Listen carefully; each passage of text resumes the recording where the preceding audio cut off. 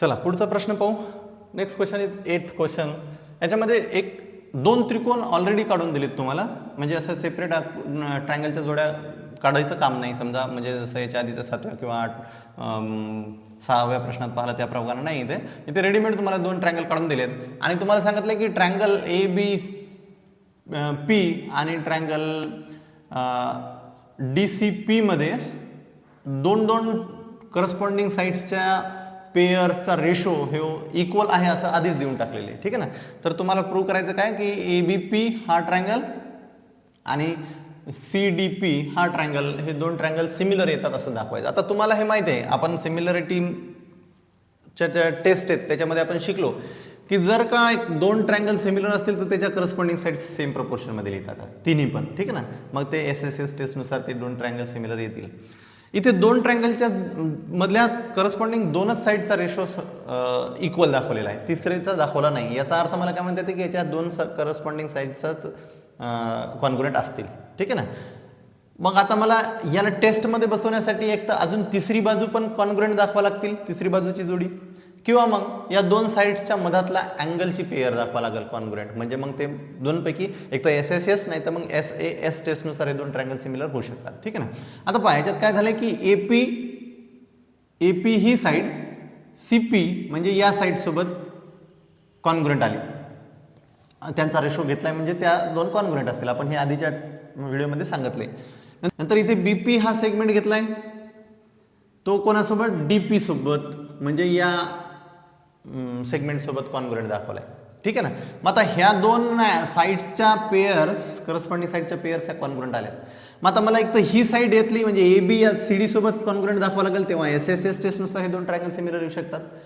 किंवा मग ह्या दोन करस्पॉन्डिंग साईड ज्या आहेत त्याच्यामधला हा अँगल कॉन्ग्रुएंट दाखवा लागेल, तेव्हा मग मला म्हणते SAS म्हणजे SAS टेस्टनुसार हे दोन ट्रायंगल सिमिलर लिहिता येतात.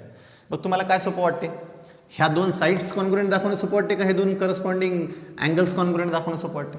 अँगल्स, कारण हे व्हर्टिकली अपोजिट अँगल्स आहेत आणि ते दिसतातच, आकृतीमध्ये दिसायला लागले ताबडतोब, म्हणजे तुम्ही पाहायला कीच दिसते की हे दोन अँगल्स कॉन्ग्रुएंट असतातच व्हर्टिकली अपोजिट असल्यामुळे, ठीक आहे ना. मग मला फक्त तेवढं लिहिलं की झालं, लिहून टाकता येते की ट्रायंगल सिमिलर आहेत म्हणून.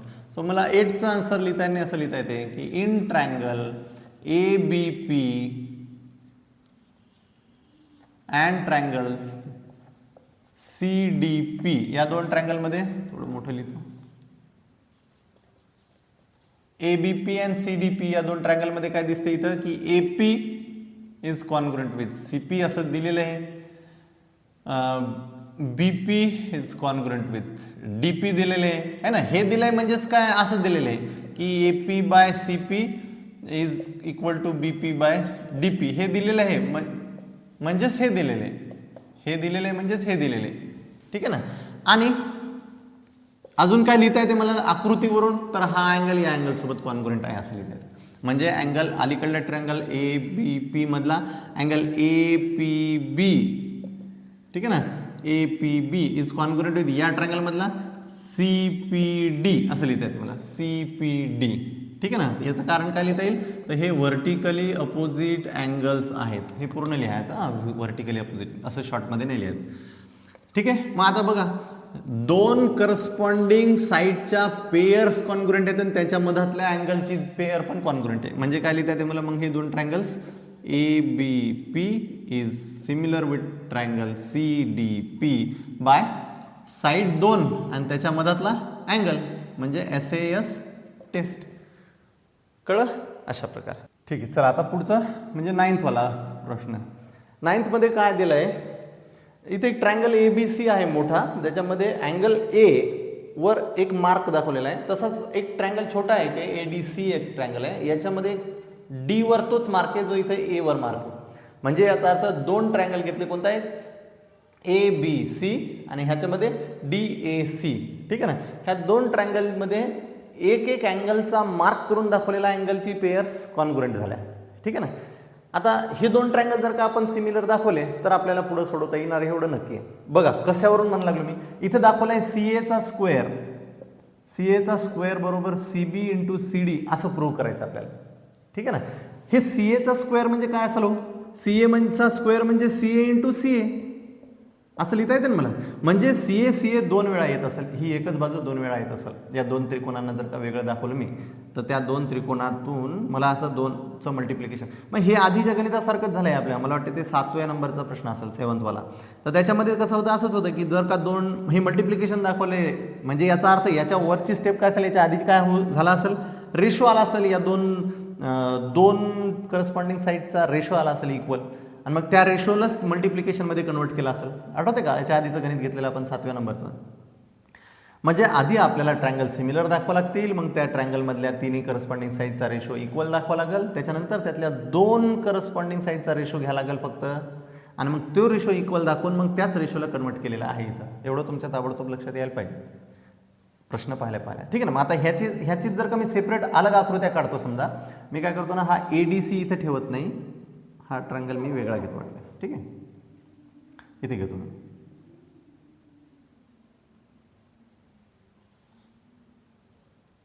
हा C आहे, हा D आहे, याच्यावर असा मार्क आहे, आणि इथे हा A आहे. आता ह्याच दोन आकृत्या दिल्या. ठीक आहे ना. तो इथं आहे समजा, D इथे आहेच. ठीक आहे ना. हा AD इथं आहे समजा, आणि त्याच्यावर असा मार्क पण आहे. पण मी हा तुम्हाला कळावा म्हणून हा ट्रायंगल वेगळा काढा. आता बघा या दोन ट्रायंगलमध्ये, नाव in triangle ABC and triangle हा घेतला मी ABC. मग याच्यातला ट्रायंगलचं नाव काय घ्याल तुम्ही, ए, म्हणजे ज्याच्यावर मार्क आहे तो हा याच्यातला D. ठीक आहे ना. मग काय DAC असा लिहायला लागेल या दोन ट्रायंगलमध्ये. एका जागेवर तर मार्क दाखवलेला आहे, म्हणजे तो अँगलची जोडी तर कॉन्ग्रुएंट दिलेलीच आहे. याच्यामधला BAC दिलाय, अँगल BAC, याच्यामधला ADC दिलाय. ठीक आहे ना. ही जो पेअर दिलेलीच आहे, BAC यातला आणि याच्यातला ADC हा वाला अँगल. ठीक आहे ना. हे कॉन्ग्रुएंट आहे, हे दिलेलं आहे, ते आकृतीतही दिसते आणि हे दिलेले पण आहे प्रश्नात. अजून एक अँगलची जोडी जर का आपण कॉन्ग्रुएंट दाखवू शकलो दोन ट्रायंगल मधली, तर आपले दोन्ही ट्रायंगल सिमिलर येतात A टेस्टनुसार. बरोबर आहे. मग आपण ते करू. आता बघा याच्यात इथे दिसते तुम्हाला C हा जो अँगल आहे, हा दोन्हीमध्ये तोच अँगल आहे. म्हणजे ABC जरी ट्रायंगल घेतलं तुम्ही तरी त्याच्यातला हा अँगल, आणि ADC जरी घेतला त्यातला हा अँगल, म्हणजे C हा कॉमन अँगल आहे दोन्हीमध्ये पण, है ना. C हा कॉमन अँगल आहे. मग त्याच्याबद्दल लिहितो. ABC मधला ABC जर मधला जर का मी समजा ACB घेतला, तर ह्याच्यामधला कोणता घ्यायला लागेल मला, DCA घ्यायला लागेल. ठीक आहे ना. Common angle. बरोबर आहे. मग आता झालं, या दोन ट्रायंगल मधल्या दोन अँगलच्या पेअर्स ह्या कॉन्ग्रुएंट आल्या, म्हणजे याचा अर्थ मला काय लिहितं ते, triangle ABC is similar with triangle DAC by AA test. बरोबर आहे. कोको कसोटीनुसार दोन ट्रायंगल सिमिलर आले, समरूप आले. मग आता जर का ट्रायंगल समरूप असतील, सिमिलर असतील, तर मला काय लिहिता येते, त्याच्या करस्पॉन्डिंग साईड्स ह्या सेम प्रपोर्शन मध्ये लिहिता येतात. बरोबर आहे का. मग आपण ते घेऊ आता, AB बाय DA लिहितो मी. ठीक आहे ना. इज इक्वल टू, इकडे अजून दुसरी कोणती बाजू घेऊ मी, BC अपॉन AC घेतो मी. तुम्ही याला CA लिहू शकता आणि याला CB लिहू शकता, काय हरकत नाही. CB आणि CA घेतो मी. एकच बाजू होते ना, नाव जरी तुम्ही उलटं घेतलं तरी. तसंच इकडं अजून AC म्हणजेच CA अपॉन DC है ना. DC म्हणजेच CD. याचं कारण काय लिहिता येईल, corresponding sides of similar triangle. ही बाजू भागीला ही बाजू बरोबर ही बाजू भागीला ही बाजू बरोबर ही बाजू भागीला ही बाजू. लिहिलं, हे आधी पण शिकलो आपण. मग आता ह्यातले आपल्याला जे पाहिजेत तीच जोडी घेऊ. आपल्याला प्रूव्ह करायचं हे असं, म्हणजेच हे असं. ह्याच्यात AB आणि AD आहे का कुठं, तर नाही. मग मी ही घेत नाही. मग या दोघांचा रेशो घेऊ आपण. CB upon CA is equal to CA upon CD. बरोबर आहे. मग ह्यातला जाता हा रेशो आला, याला तुम्ही क्रॉस मल्टिप्लाय केलं की झालं, आन्सर आला आपलं. हा CD इकडे घेऊ, म्हणजे काय लिहिता येते, CBCD, CB into CD is equal to हा इकडे घ्या, CA इंटू CA. झालं. मग CA इंटू CA म्हणजे CA चा स्क्वेअर, हे CB इंटू CD बरोबर CA चा स्क्वेअर. झालं. हेच आपल्याला प्रूव्ह करायचं होतं. कळलं का. दोन जे ट्रायंगल दिले होते त्यांना सेपरेट घेऊन पहा, मग तुमच्या लक्षात येईल. एक अँगलची पेअर तर त्यांनीच कॉन्ग्रुएंट दिली, पण एक अँगलची पेअर जी आहे ती कॉमन अँगलवाली आहे, आणि त्याच्यावरून हे दोन ट्रायंगल सिमिलर येतात. जर का ट्रायंगल सिमिलर आले, त्याच्या करस्पॉन्डिंग तिन्ही साईडचा रेशो इक्वल लिहिता येते. त्याच्यापैकी दोन रेशो असे घ्यायचे जे आपल्याला पाहिजे, आणि मग त्याला क्रॉस मल्टिप्लाय केलं की झालं, you got the answer. Okay, if you like my teaching, if you are able to understand my teaching, then please do like my channel video and don't forget to subscribe the channel.